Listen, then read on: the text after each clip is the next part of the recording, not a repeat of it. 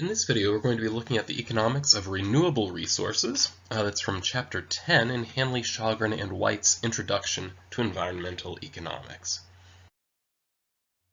We're really going to be looking at the economics of really two different types of renewable resources. All right, so one would be fisheries, the other would be forestry. Now, naturally, there are other types of renewable resources out there that are not strictly covered in these two, but we will focus on these two as I think they draw out a lot of the issues that you'll see when you look at how we manage resources. Now, and the issues that we face with fisheries are very different from the issues that we face in forestry, despite the fact that they're both renewable resources. So one thing that this kind of drives home is the point that we do need to consider the specific aspects of any particular market whenever we consider how it's managed. So let's start then with fisheries. Well, it turns out that the economics of renewable resources, kind of as a discipline or sub-discipline, really originated with studying fisheries, because it turns out that fisheries have a few traits that make them a very interesting economic problem to look at. One of those is that we know that fisheries are extremely important as a food source. A great deal of the protein that we as human beings consume comes from fish. I believe that I saw statistics somewhere that it's something like 10% of the overall, or something in that neighborhood. So it's not the biggest, but it is nonetheless a very significant food source. Right now, one thing that makes this complicated as opposed to things like beef from ranches, that kind of thing, is that with fisheries we have this common property issue and complications that can arise from that. After all, a lot of our fish come from the ocean, right, where we have what looks very much often like an open access common pool resource, right? So the tragedy of the commons could be an issue that could show up if we don't try to manage that particular issue.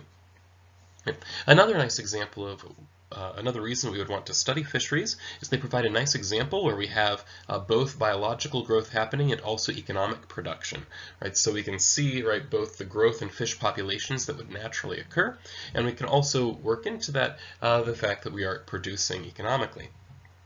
Another issue with fisheries that we get to deal with, right, is that there's some complexity created from the fact that fish are integrated into very complex ecosystems with marine life, right? And that creates an additional level of complication whenever we do the analysis that we need to consider, not just, say, the fish themselves and the property issues with open access to fish and the biological growth of the fish themselves, but also how those fish are integrated into a larger ecosystem that provides a number of benefits to us as human beings, right, through helping to regulate the environment. And so that additional complexity creates another issue that makes studying fisheries an interesting place to start. And then one thing that I would say about this is that then when you move away from fisheries toward other renewable resources, we can start taking away, right, those traits that no longer exist, right? So if, say, you have a particular resource that isn't particularly strongly integrated into its ecosystem, where the ecosystem can survive fairly well without it, then we can just remove that layer of the analysis and go with whatever's left, right? So it kind of provides a nice place with fisheries for us to consider all of these issues. So let's go ahead and take a look. So first, just some of the facts of this information, right, comes from the FAO. They have a report from 2018 just talking about capture fisheries and aquaculture. Right? So we can really divide the production of fish into two categories. Right? So one is capture. Right? So capture is the whole idea of going fishing, right? So these fish are living out in their natural environments, right? We go out, we catch the fish from that natural environment, and then we would consume them, right? Aquaculture, you can see, is very connected with the idea of agriculture, except that we're raising fish, right? So it's water-based, right? So when we talk about things like fish farms, right, that would be an example of aquaculture. And so we have a combination of both of these sources of production providing, say, the fish that we would eat. Right, so one thing we can see over time is that when you go back about 50 years, aquaculture existed, but it was extremely small compared to our reliance on capture production. But as time has gone on, since about the 1990s or so, capture production has leveled off. Right, we're not doing a lot more fishing in open waters and the like than we did 25, 30 years ago, right? But aquaculture has really taken off. And so we have really kind of these two different systems operating side by side, providing the fish that we now consume. So when you look at, it's roughly, at this point, we have about half of the fish we consume are from capture and about half are from aquaculture. And here we can also see, right, of that capture element, right, how much is coming from different levels of fishing. So how many fisheries are overfished, how many are kind of barely sustainably fished, and how many are underfished. And here we can see that there has been a significant shift since the mid-1970s when this graph begins, right, and that more and more of the fisheries that we're dealing with, right, are in fact being overfished. And even that trend hasn't really changed that much, despite the fact that capture fishing has slowed down, right, since the 1990. Since 1990, at least it has leveled off. Nonetheless, we are finding those places that we are fishing from, we are fishing intensely enough that they are now more likely to be overfished and less likely to be underfished. Now, note underfished doesn't mean that, oh, it's below, right, some kind of magical number that we would like to hit, just that we have some room, right, to increase the amount of fishing before we start running into potential ecological problems. So just a few notes about this data. First is that by increasing aquaculture, that is helping us to preserve marine fish populations to some degree, while at the same time we can continue to consume more fish. But at the same time, increasing aquaculture is not a single-headed coin, or there's another side to this coin, right? In that there are environmental impacts from that as well. Right, so we do need to consider, right, all of those things when we think about whether we should have kind of wild caught fish versus farmed fish. And one thing that we also need to keep in mind is that overfishing is not inevitable. In fact, there are several countries that have successfully decreased their catches or are at least maintaining them with minimal growth.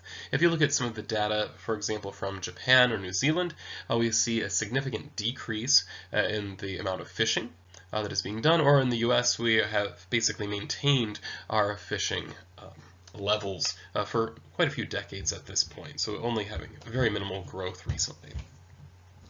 So it's actually mostly when you look at, say, more of the developing nations that you see an increase in the level of their fishing. And so let's look at just a fairly simple model here. Now don't worry too much about the specifics of the math, rather let's think about the overall story, right, that is being told in this model. Right, so the first thing that we need is we have to have some sense of how quickly the fish population would grow if it's just kind of left to itself. Right, so I have here kind of the standard growth model that is used for this type of scenario. And so the way, just to break it down, that first symbol there is the Greek letter gamma in its small form, or lowercase form. That is a parameter which tells us what the growth rate of the population would be if the population was really small. Right, so if we ignore the part that's in parentheses here, right, you can see very clearly we just have gamma times x, right? X is the current population, multiplied by gamma. So then gamma would basically just be the growth rate. So if say gamma is 0.05, right, it tells us that a small population would grow by 5%. Right? X here is just the current population. And then that parenthetical expression is taking into account, right, how close we are, right, to the carrying capacity from the ecosystem. Right? So you take 1 minus the current population divided by the ecosystem's carrying capacity. So this is really giving us a sense of how far we are, right, from just being at capacity. Right, so if we happen to be at the point where the population is at capacity, in that case we would expect to see no more population growth. On the other hand, if say we're say 50% below that ecosystem carrying capacity, right, in that case we'd expect to see, say, half as much growth as we would see if the population was extremely small. Right, so we will see this general tendency that as the population grows, the rate of growth will tend to slow in this model.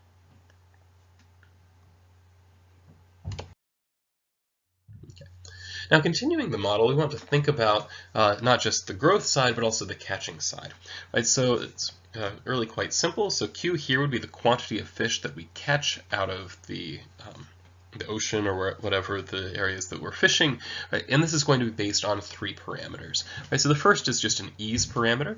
So it gives us an idea of how much of the fishing population would we catch, right, if we put in an effort of 1, right? So H here would be effort, and that's how much we're choosing. So effort would capture a lot of different elements, right? So some of that is just the time we spend fishing, right? So are we fishing 8 hours a day, 6 hours a day, 12 hours a day, right? These are different levels of effort. But it would also change, say, based on the amount of, say, the amount and type of gear we're using. Right, so certain types of gear, right, would tend to catch larger amounts of fish, right? So in that case, we would consider that to be a higher effort case, right? Right, so effort is a combination, right, both of time and technique. And then X would just be, again, the current stock of fish available, right? So how much of that stock of fish we catch is based on, right, the ease parameter, just how easy is it to catch these fish, and then the amount of effort that we put in. So we can fairly easily calculate what the maximum sustainable catch would be just by setting the quantity equal to that growth rate. Right? So if all we're doing is catching the same number of fish as are born, right, every year, then the population would sustain itself, right, and would be exactly the same year after year. Right? So if we set quantity equal to whatever that amount of growth would be, you can solve this using the parameters fairly easily and find the level of effort that would provide that particular catch. We can also, if we have, say, a given level of effort, we can rearrange the terms here and find out what the population would end up being. Right? If we're putting forth a fixed effort every, say, every year or every period, and we know the other parameters, we can fairly easily solve this for x. And so we can use this equation to figure out kind of how either for a given level of effort, how much population we end up sustaining over time, or if we have a given population, right, how much effort would we be able to put forth and still maintain that population over time. Now I'm going to show another example. This is just using the growth and catch information, right? So in this case, I started with, let's say that we have a fish population of 100 in an environment that can handle 500 fish. Right? I set our ease parameter at 0.1, right? So if we had an effort of 1, then we would catch 10% of the fish population, and I set gamma 0.5, so there'd be a tendency for the fish population to increase by 50% in each period. Right? That is when it's small, but as we have more and more fish, right, that would tend to slow down. Okay, so here graphically you can see what would happen over time, right? So the blue line is the fish population, which you can see that it increases fairly rapidly, but then slows down to where it's barely increasing at all after roughly the 11th or 12th period. Q here, that would be the amount of the catch. We can see we're catching a fairly small amount of the population, right? And that amount of the catch then would increase as the population increases, and therefore it would also stabilize when the population stabilizes. Right, so this is the kind of situation we'd have where we're fishing, and this would be an underfishing case in kind of those first stages, and there's room for the population to grow. And then as we get toward the later stages, when the population growth rate falls, then we are fishing in just a sustainable fashion, and that would, in this graph, be around periods 13 through 20 or so. But then what happens if we put in too much effort? Right, so this would be what happens if, say, we use the same set of parameters, but instead of only putting forth an effort of 1, we put forth an effort of 4.1. So with the parameters as I have them, a sustainable level, if all we want to do is sustain the fish population at 100, right, then we would put forth an effort of 4, and then we would catch 40 fish, right, every period in the fish population would sustain. Right, so if we put in just a little bit more effort, right, so 4.1, so just that 0.1, right, above the sustainable level of effort, we can see how fishing collapse happens, right? So here we're catching enough fish that the fish population is declining somewhat slowly in those first few periods, so it might not even be easy to notice in the second and third period that we have a decline in the fish populations. But then as we move on, it turns out that we are having a steeper and steeper decline, right, in the population of fish to where by the 14th period we have actually caught every fish and the fish population has collapsed. It is unable to sustain itself. And so one trait that you can see about this is that both the population and the catch are declining over time, but they're not declining at the same rate. right? So if you look, you can see a much faster decline in population as we look, say, from periods 10 through 13 than we see in the catch.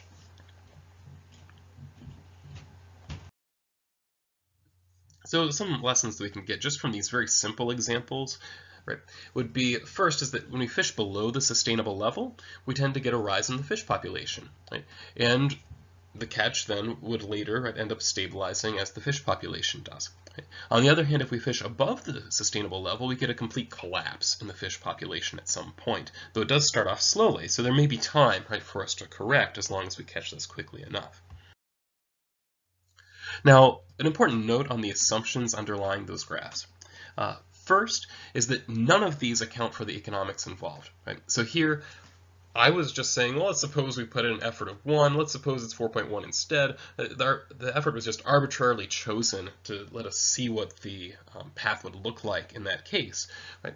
But there's no reason that businesses would necessarily pick an effort of 1 or an effort of 4.1 or an effort of 3 or whatever. Right? So let's bring in some of the economics. So here we're going to assume that effort is costly, right? So let's just, as an example, say that H is the number of hours that our employees spent fishing, so we have to pay them a wage. Right, so in that case, as a business, right, we would get our money, right, from selling fish, right? So we catch the fish, right, so there'd be the quantity involved. We also sell them at some price. We'll assume that price comes from a standard demand curve, right? So if we produce a lot, in order to sell it, we have to lower the price to convince people to buy it. If we produce less, well, we can charge a higher price.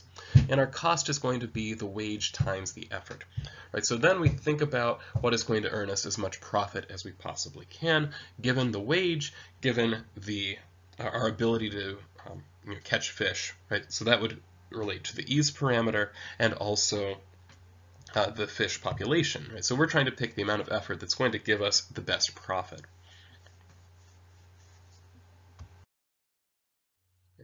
So here we're looking at what happens if the fishery is owned by a monopoly. Right, so we have just a single organization that can manage, right, the fish population and is trying to get as much profit out of it over time as it possibly can. Right, so we use the same parameters as we did before, right? So maximum fish population of 500 being kind of what is sustainable ecologically. We also have here the same, the ease parameter was 0.1, and the growth rate for a small population would be 50%. Right, so putting all of those in, and I just set the wage here equal to 1 just because that makes my life easier. Right, so what ends up happening? Well, it turns out this graph looks a whole lot like that first one, right? So we have a catch, right, that is, I think in this case it ended up being something in the neighborhood of 25 or 30, right, which is below what would be the maximum sustainable level, right? So we actually end up with an increase in the fish population over time. Now, you might ask the question, well, why is it that you would want, as a monopoly, to have your catch stay the same right through this entire time frame while there's an increase in the fish population? You would think you might possibly want to increase you might want to possibly increase the amount of catch, right? Well, it turns out that, well, kind of the offsetting side of this is that you can decrease your cost instead, right? So with the particular parameters I put in, it turned out that it made just a lot more sense to let the increase in the fish population happen to make it just easier, right, for you to catch the same amount of fish period after period. And then because you're catching roughly the same amount of fish period after period, you don't have to worry about the price falling, which is an issue that would come in if we tried to increase the quantity of fish that we were catching. Now, I will say this result is very dependent upon the specific parameters, right? So I could have put in a different, say, a different demand curve where it might have possibly been worthwhile, right? For the monopoly to want to catch more, right? Perhaps to just sustain the fish population at 100, perhaps to where it might actually be worthwhile to let it collapse over a period of time, as they are discounting the future, right? So it might be that, it's worthwhile to give up that future catch. But in this case, I think it was, at least for me, somewhat interesting to see that this monopoly would not want to collapse the fish population. In fact, it would want to let it grow just to make it cheaper for them to produce fish over time. On the other hand, what happens if we have a competitive market?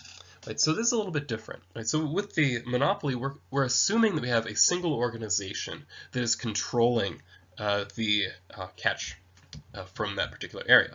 Now, on the other hand, if we allow competition, right, so basically say anybody who wants to fish, right, can come and fish, right? What is that going to end up doing?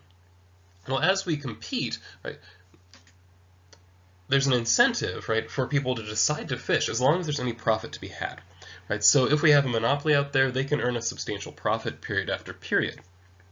Right, so what happens then?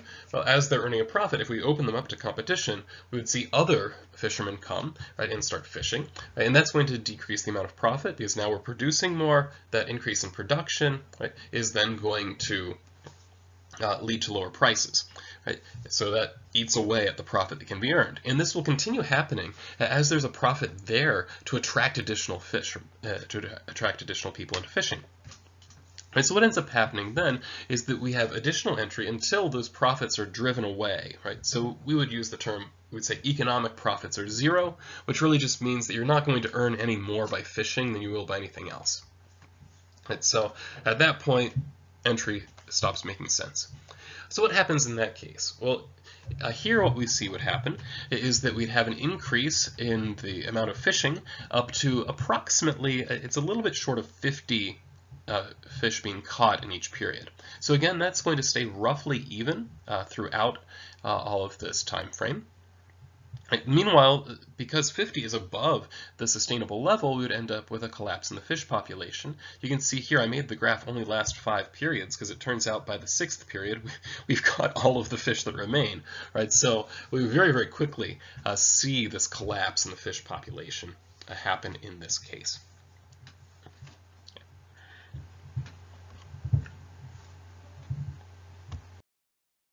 So just some notes as we compare these.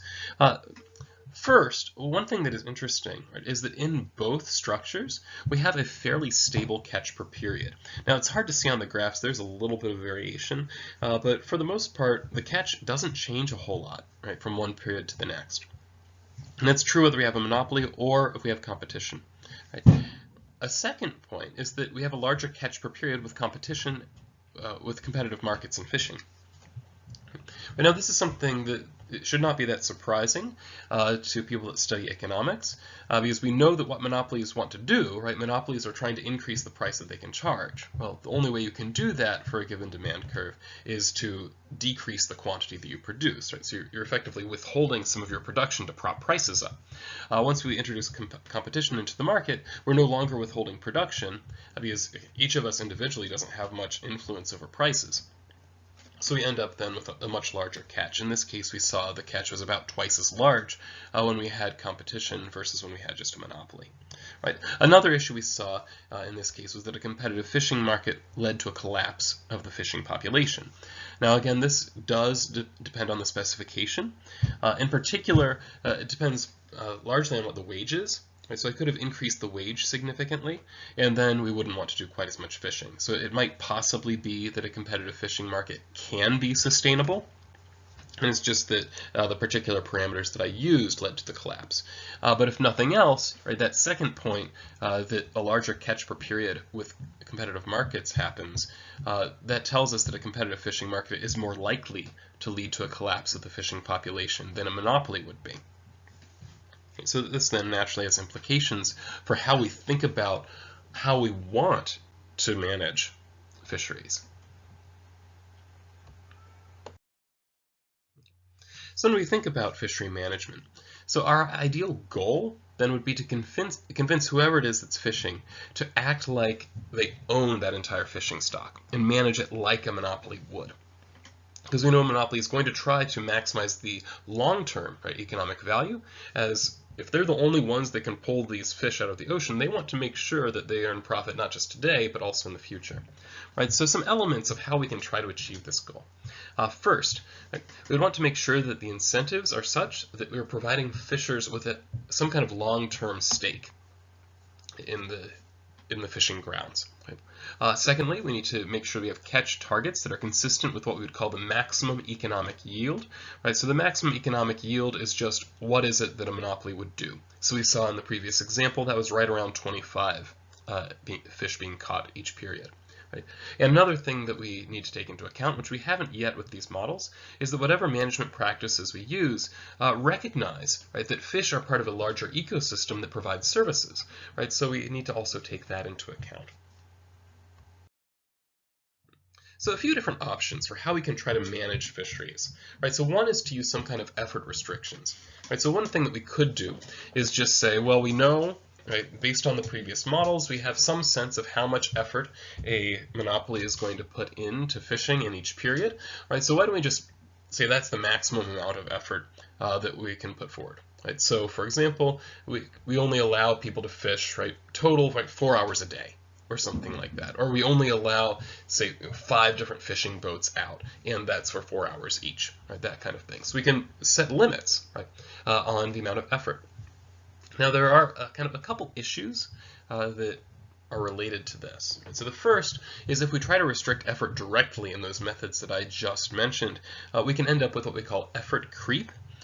This occurs because, as we mentioned before, effort, it's not just the number of hours you're fishing, it also captures technique, right? So what can happen is that we have fishermen say, okay, well, I can only fish 4 hours. Well, in that case, I'm really going to make those 4 hours count, right? So we end up adopting, right, more intensive fishing methods over the course of those 4 hours, right? So while it may be that the number of hours has not changed, it's still 4 hours, we tend to see a creeping upward, right, in the intensity of that effort in terms of the changes in technique. Right, so the issue we have here fundamentally is that some effort is observable and therefore we can monitor and control it. Right? Some effort is very difficult to observe or perhaps even totally unobservable. Right? So as long as there are some unobservable or unobserved parts of effort, right, there's an incentive then for the fishers to just move away from the observable effort and use more of the unobservable effort. So this may not be very effective at actually hitting those targets. Now another option, which is very similar, is to just restrict the total catch.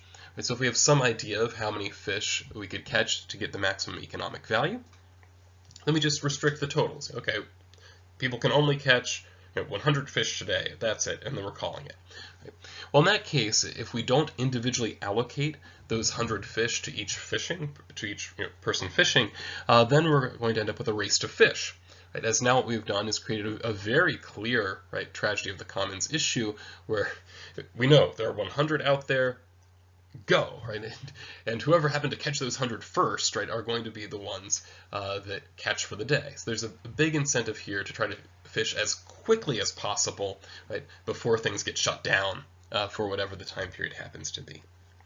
And so this can naturally be a fairly nasty and very inefficient way to run things, as usually it's a lot more efficient to spread effort out over time than it is to try to cram all the effort into a very short period of time. By the way, this also works for exams. A second option would be what they call individual transferable quotas. Right, so previously in the class, we talked about things like cap and trade. Right, so we have these pollution permits that you're issued a certain number of them, or perhaps we have an auction where you buy them, and then after you have obtained them, you can buy and sell, right, amongst others that might be interested. So this would be a very similar system. They call them ITQs for short. Right, so it's just for fishing rights. Right, so we hand out these, say we base the initial quotas on history, right? So we have these various organizations that have fished these grounds forever, right? We have some sense of how much each of them fishes relative to each other, right? We make that their initial quotas. Then if somebody wants to get into it, they have to buy, right, a quota from somebody else. If somebody wants to get out of it, they can sell their quota. Right? And then what we would need to do, of course, is that the maximum economic yield, which we're going to try to make these quotas add up to, that changes over time. Right? It's not going to be the same every single year. Right? The environment changes, the economy changes, right? So that changes what the maximum economic yield would be. So if we really want to do this well, we need to make some adjustments, right, based on these changing data, the changing conditions, both in the market and in the ecosystem. Right, so one way that you can do this, I think New Zealand gives us a fairly good example with their ITQ. Right? And then what they do, each of the ITQs provides you with a long-term share, right, of whatever the total catch is allowed to be. Right? So the total catch, though, is adjusted each year. Right? So if conditions are such that, oh, it looks like fish are thriving, right, so in that case, the total catch would increase a bit, and then my individually transferable quota would specify that I'm allowed, say, 10% of whatever the total catch is each year. Right? So that 10% doesn't change, but the total catch would change. Right, so that would be one way that we could manage this, right, that would allow both for adjustments, but then also for a fairly clear long-term stake that would make these individually transferable quotas much more valuable as something you'd actually want to hold on to over time.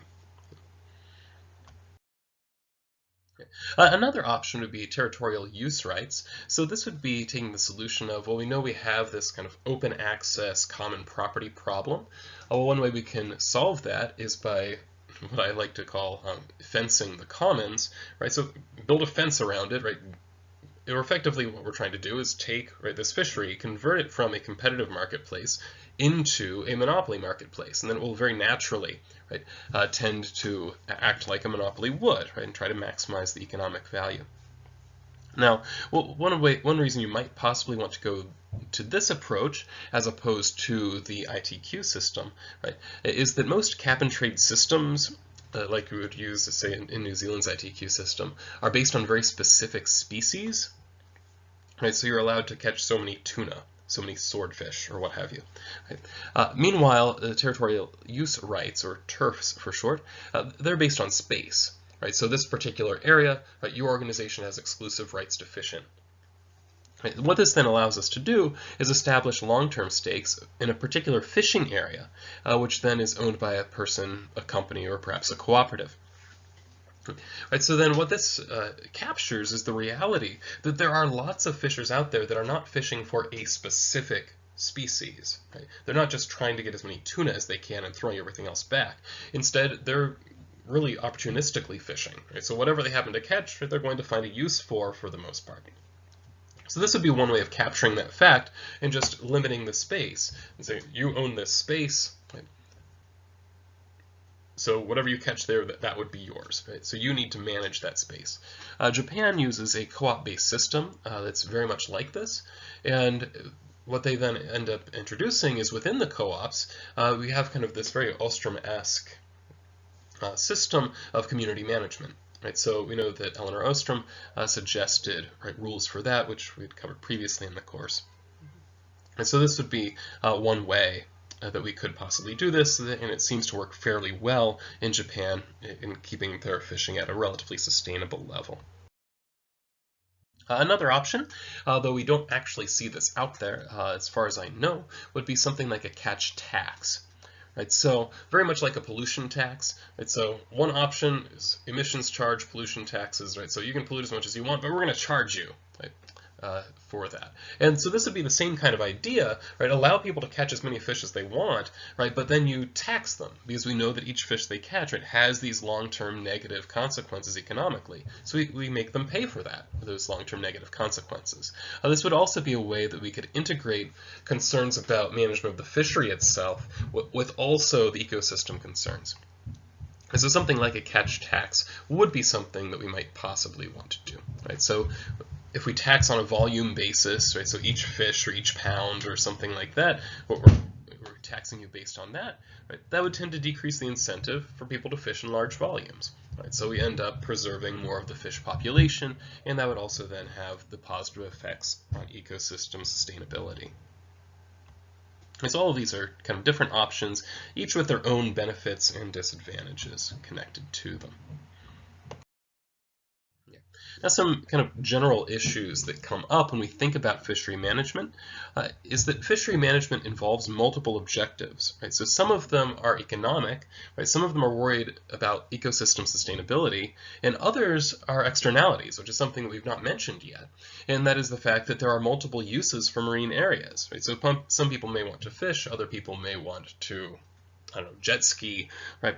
And we may end up interfering with each other, right? So by setting this place aside for fishing specifically, we're limiting its ability to be used for other things.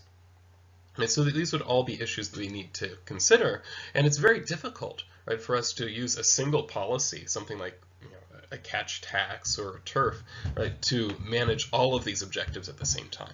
Right, so it may be that we need to use a combination of approaches. Right? As I say, it's difficult, right, to hit multiple targets with a single bow. Right? We're not all Robin Hood. Right? So if we're going to try to hit multiple targets, right, then we probably need a combination of approaches. Another thing to keep in mind, right, is that any method we use is going to be limited by the possibility of enforcement. So this is one of the big issues that shows up with things like if we place direct effort restrictions in place. That is something that's very difficult to do because there are unobservable or at least unobserved elements of effort. Right? Now, that's not to say that nobody does this somewhat successfully, but it is hard to do. Whereas when you look at something like an ITQ or turfs, these kind of have natural enforcement built in them. Like, I like the term turf because it kind of says what this area becomes to whoever owns it. And so this is my turf. Right? I'm the one that has the rights to operate in this area. And therefore, right, I as the owner am going to have an incentive to monitor that area, right, and to try to enforce, right, my own rights in that area. Right, similarly with ITQs, right, we know that if the conditions deteriorate, right, then my own catch in the future is going to deteriorate. Right, so there's an incentive here for fishers to watch each other, right, to make sure that nobody's violating their own catch right, these catch rights that are being provided. Right, so when it comes to the idea of monitoring, ITQs and turfs are really nice in that they don't require that the government have as much role in the direct monitoring. Rather, those that are benefiting from the system are the ones that are going to be doing most of the monitoring and just have to rely on the government for enforcing the rules once the participants have identified anybody breaking the rules. So again, this is the kind of thing that Eleanor Ostrom would talk about, and these two systems do very well kind of getting the people involved in the system to monitor themselves or monitor each other more properly. So now let's turn to looking at forestry, because forestry is a little bit different. Right, so when we look at forestry, again, right, we can distinguish, right, very much as we did with fisheries, right, there's aquaculture and there's catch fishing.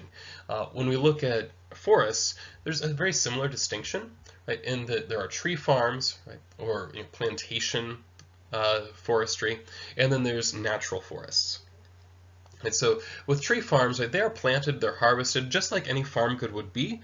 The only exception is that they have a very long growing period, right? So unlike corn, which grows over the course of a few months, right, it's going to take a few years, right, for a tree farm to actually grow a usable tree.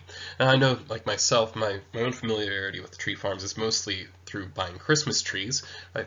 But that's exactly the kind of thing we have in mind, it turns out. And we can use this type of method, right, for all kinds of different trees. There's no reason you can't directly plant, right, and harvest like you would anything else. Okay. And it turns out that in the United States, roughly 38% of forests are privately owned, right, and often operated as tree farms. Okay.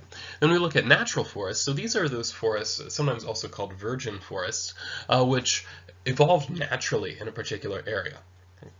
Right. So these were not directly created by someone trying to get economic value out of them. Rather, they just evolved naturally. Naturally changes the traits. Right? So when we look at the general trends regarding forests, one thing that if you look at the overall data, we are still worldwide undergoing deforestation, though the rate is slowing significantly. And so really what it seems like is happening when you look at the data is that there's really a natural process that happens as economies develop. And that is that as agriculture starts to develop and industry is just barely beginning, we tend to see increasing deforestation. And so a lot of this is because we need space. Right? So if we're going to convert, say, a lot of Ohio, right, from forest into acreage where we're going to plant corn and soybeans and wheat or what have you, right? In that case, we need to clear the forest, right? So really clearing the forest is a goal at one point in the agricultural development. Right? But then as we move away from agriculture being as central, right, to industrial production and then service economies taking over, as we know tends to happen as economies develop, right, then we tend to see increasing reforestation. Right? So we don't need so much land for directly growing food or what have you. Right? People like forests. Right? And not only that, but often we find that as we move further forward with industrial production and service economies, we have more of a use for wood. Right? So we may reforest very intentionally through the form of tree farms and plantation forests, as well as just allowing nature to take areas back over and reforest them. And so when you look at the US and most of Europe, we went through significant deforestation a couple hundred years ago. I think that, I forget exactly what the data was, but I know that Europe had huge areas that were just clear cut. But now we're undergoing more of a process of reforestation, and that we have forests actually spreading across these areas. So, but again, if you look worldwide, or kind of add us all up, it turns out that we are still deforesting. Although one thing that we do need to be careful about, right, is that just looking at that, say, number of acres of forest and treating that total as what matters may be missing some very significant issues. After all, if I am, say, simultaneously I cut down a virgin forest and then convert that right into a plantation forest, that has changed the way the environment is working in that area. After all, what is naturally evolved is integrated as part of the ecosystem. It is serving as habitat. What we then insert there as plantation farming doesn't quite serve all of the same purposes. It may still be good for things like carbon sequestration and things like that, but in terms of its ability to serve for habitat and kind of support the broader ecosystem, it may be less effective. Right? So we want to be careful that while the aggregate matters, right, there's also the breakdown in terms of what types of forest we have, and that would also make a difference. So we don't want to lose sight of we don't want to lose sight of the trees for the sake of the forest, I suppose.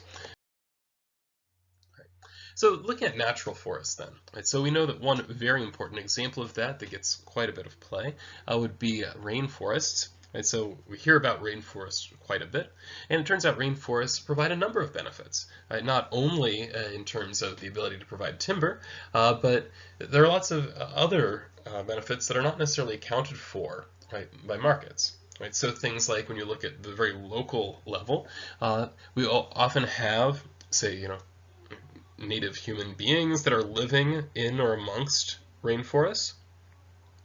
And they will often use the rainforest for what we would call non-timber forest products, so things like foraged fruit. Right? So you find mango trees or what have you. Right? So this would be a case where I'm getting certainly some benefit from the rainforest, but it's not in the form of cutting the thing down to use the wood. Right? So it's non-timber, but is nonetheless a forest product that human beings are benefiting from. Secondly, would be nationally, we often have ecosystem services. Right, so we know that rainforests play an important role in things like as serving as a filter, right, filtering out right, various toxins and the like. Also controlling pests is another one. Right? Having this huge biodiversity, it ends up that it helps to control any particular individual pest, whereas if we throw things out of balance, then we may end up with particular pests taking over. Right? Then globally, we also get benefits, certainly as a greenhouse gas sink. Right? It's a huge amount of plant life that can capture carbon for us, as well as biodiversity. It turns out that rainforests, they don't cover a whole lot of the Earth, but contain an enormous amount of the biodiversity that we have on Earth. Right? So, and that is something that is also beneficial as we move forward. Right? So practically then, when we think about natural forests, we really should think of them as being something that is basically non-renewable. Right? After all, it's really hard to intentionally re-establish an ecosystem once it's destroyed. Right? So if I cut down an acre of rainforest, I can't just replant an acre of rainforest and expect it to be quite the same. Right? So we can really think about natural forests in non-renewable terms. Right? So go back right to chapter 9, and a lot of the things that we use to think about minerals, right, as being another example of a non-renewable. It would also apply fairly well, it turns out, to rainforests, as their rate of growth is fairly low. Kind of the natural rate of growth that we would expect in rainforest spread is going to be so small that we can basically treat them as being non-renewable. So the question we would want to answer, right, is why is it that rainforest is lost?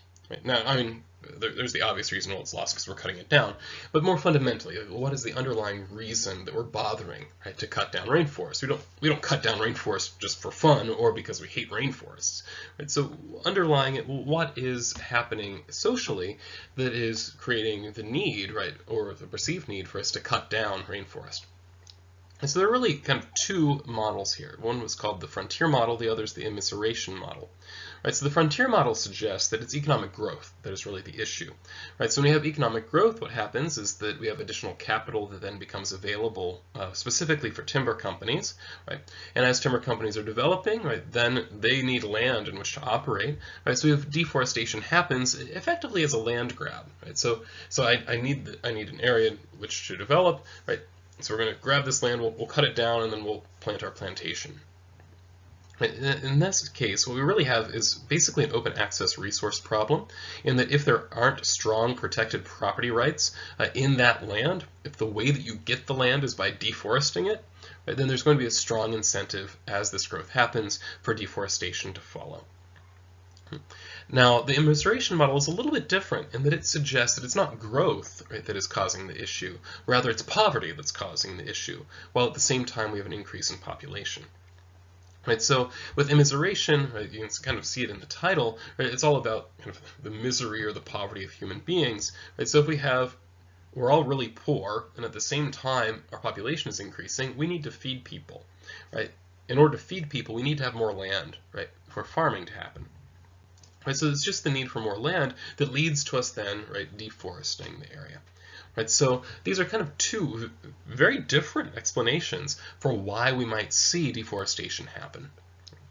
Now, the evidence that we have seems to be most consistent with the immiseration model being true. That is, if we have a significant increase in population, we tend to see more deforestation happening, and it tends to contradict the frontier model in that if you have a wealthier populace, right, so more wealth per population, then we tend to see that we actually have reforestation, not deforestation. So that would contradict the frontier model for the most part. Now, there are some specific cases where it looks like the frontier model is actually what we observe, but it tends to be more rare. If you look at the overall picture, the immiseration model seems to be more consistent in that if we have poverty, that tends to lead toward more deforestation, and if we have an increasing population, that also leads to more deforestation.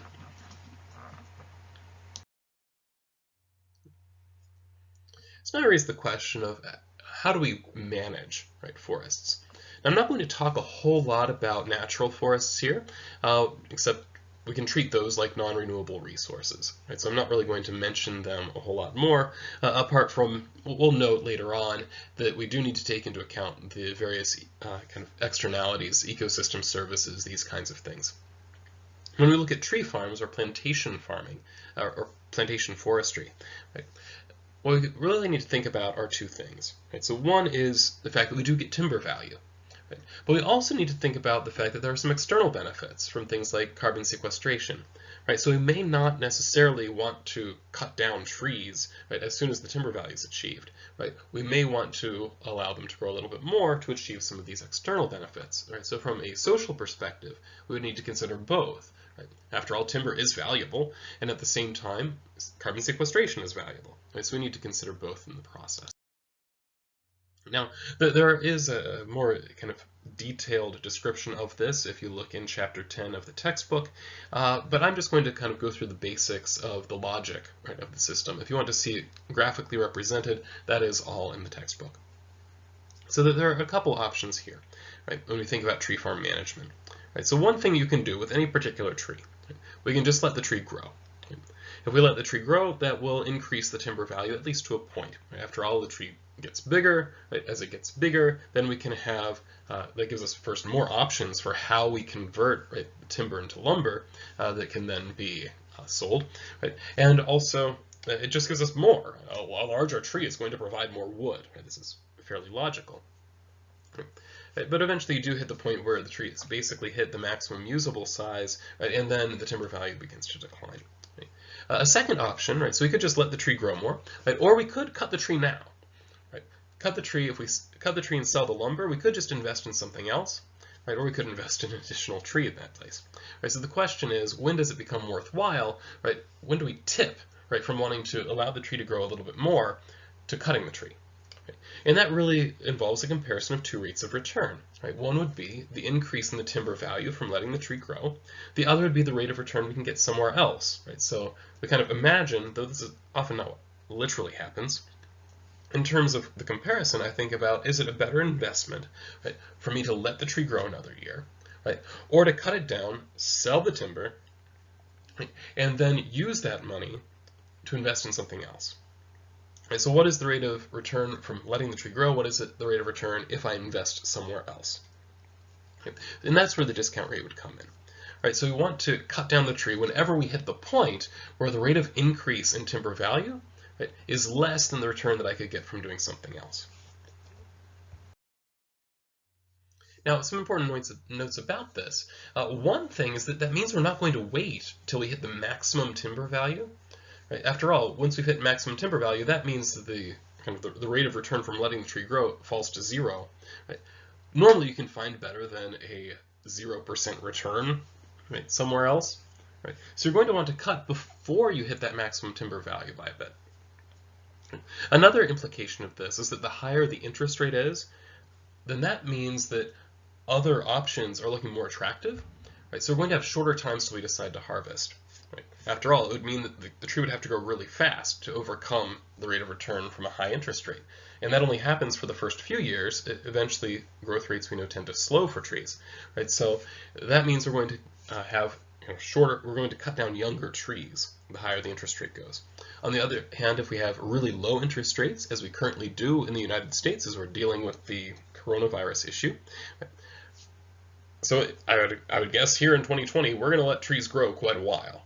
These interest rates, the other returns out there are not looking very good. Right? So we're going to get closer to that maximum timber value. Right. Now, another thing to remember, though, is that this type of comparison is not going to give us the ideal time to cut the tree if there are some non-timber values or values from preservation. And so we want to figure out how do we work those in. So let's think about then what we could call socially efficient tree management. Right, so with socially efficient tree management, what we want to do, right, is harvest whenever the timber value growth plus that non-timber value growth is less than the discount rate. Right, so in this case, it's not just the timber value growth that we're interested in, we're also thinking about this non-timber value growth. Right, so things like the value from carbon sequestration. The larger the tree is, the more we have that particular value grow. Right, so this also means it might possibly be optimal to never harvest. Right? If it turns out that an older and older tree is better and better at providing certain services, whether it be, say, as habitat or for carbon sequestration or whatever other non-timber values there are, it might be that non-timber value growth is enough to be higher than the discount rate throughout the entire life of the tree until the thing dies of natural causes and falls over. Right? So it might very well be that socially we want to just let trees live until they would naturally not. We would never actually want to intentionally cut them. And this is naturally going to depend on the specific cases and exactly how much non-timber value we can get and how fast that grows. When we think about natural forest preservation decisions, right, we have some similar concerns coming up here. So now moving away from thinking about plantation forests or tree farms to those natural forests, which are really kind of non-renewable. Right, how are we going to manage those if we want to do so well? Right. It turns out it's very similar issues coming up in terms of the equimarginal principle. Right, so we think about then the balance, right, between the marginal benefit from harvesting. Right, so harvesting the tree obviously provides timber value is the big thing. Meanwhile, on the other side, we have a benefit from preservation. Right, so we talked before about how natural forests provide things like locally, right, providing things like forest to forage in for food, regionally or nationally providing ecosystem services, and then globally, right, providing things like greenhouse gas sinks and biodiversity. Right, so generally, what's going to be true of these two, right, the marginal benefit of harvesting, the marginal benefit of preservation, is something like this. That is, if we have a very large forest, we tend to have a pretty big marginal benefit from harvesting. That is, that there are trees that are available for us to harvest, which are going to be extremely valuable, right, in terms of the timber that we can get from them. At the same time, the marginal benefit of preserving a particular tree in a really large forest is generally pretty small. Right? You can take one forest out of a tree typically, one tree out of a forest typically, without it having significant negative effects on the surrounding environment. Right, so that means preserving each and every tree in a large forest is probably not that important. Right, so that means when we have a really large forest, we'll probably want to harvest some of it. At the same time, if we have a really small forest, then things have flipped. Right, the smaller the forest gets, right, the less benefit there is from harvesting any particular tree. After all, we've already harvested those trees that were really valuable, right? On the other hand, when you have a really small forest, then each tree does in fact make a big difference to the ability of the ecology to sustain itself. It makes a big difference to our ability to use the forest for carbon sequestration, for foraging, and all of these other values. Right, so what's going to happen is that we have some intermediate size for the forest, or these two are balanced, where there's a marginal benefit of harvesting that is equal to the marginal benefit of preservation, and that's where we're going to try to want to tend, ideally. Right, so then let's think through the possibilities of how we can actually manage a natural forest. Right, so one option is just straight up open access. Right, so cut down as much as you like, whatever you cut is yours. Right, what's going to happen in this case is that we're only going to consider the marginal benefit of harvesting. Right, so we're going to harvest and harvest and harvest to the point where the marginal benefit of a harvest drops to zero. Right, so we'd expect some significant deforestation to happen there. I admit right now the Lorax came to mind. Right, so tufula trees are getting just chopped down left and right. Right, after all, everybody needs, a thneed. That's it. Everybody needs a thneed. Right, so in this case, the marginal benefit of harvest didn't fall to zero until every tufula tree was cut. Right. Okay. So that's the kind of issue we can run into if we have open access. Now, a lot of the time it might be that there's some trees that just aren't worth cutting, right? So we don't actually harvest everything, but nonetheless we'd expect some serious deforestation. Then another possibility would be that we'd allow some local control. Right? So perhaps it would be very local, right? So just a very small region. Perhaps it would be national. Right? In this case, right, we would expect that that locality or that national body is going to account both for harvesting concerns, right, because we do want to get the value from the timber. We'd also be concerned with the marginal benefits for preservation that we experience locally.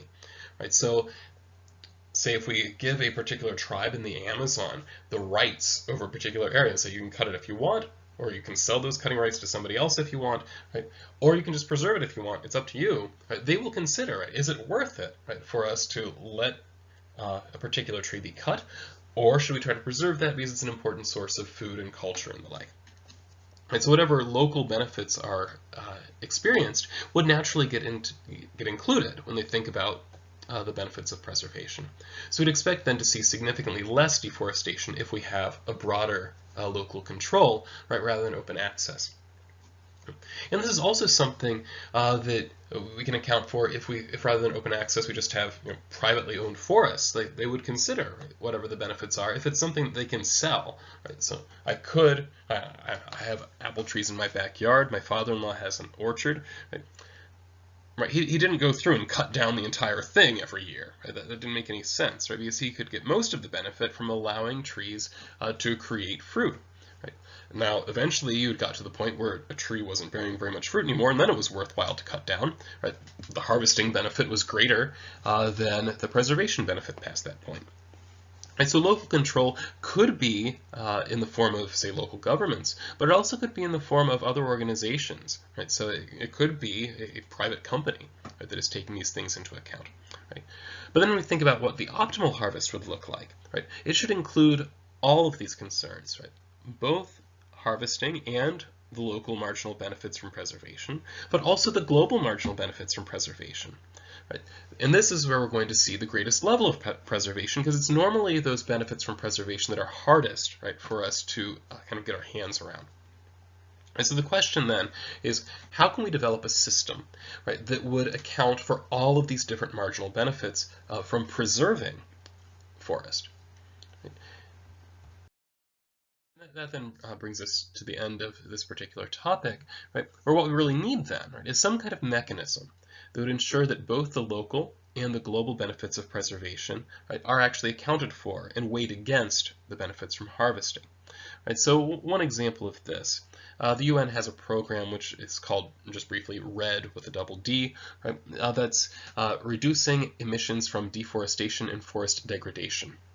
Right? So this program is designed, right, specifically to pay developing countries sums of money. I believe that the latest figure I saw was something in the neighborhood of $30 billion that would be channeled toward these developing countries, specifically to help them reduce emissions related to deforestation. Now, a big part of that is that they're going to be deforesting less, right? So we're trying to preserve, right, forests. So when we think about what these global effects are, right, one of the big ones we're worried about now is climate change, which is connected with the problem of emissions, right? So that would be what this program is really designed to do, is to get those concerns, right, considered at the local level. Right, so this would be a place really where kind of a lot of Alstrom's views of how we try to manage, right, these types of common property problems would come into place. Right? And remember, one of her principles was that we need to make sure that any local governance is put in context or embedded inside, right, the broader governance. Right? So in this case, this is exactly what the UN RED program is trying to do. And trying to put local management of things like rainforests, right, in the broader context of what difference does it make, right, to the world as a whole, rather than just to the specific countries where that rainforest is located.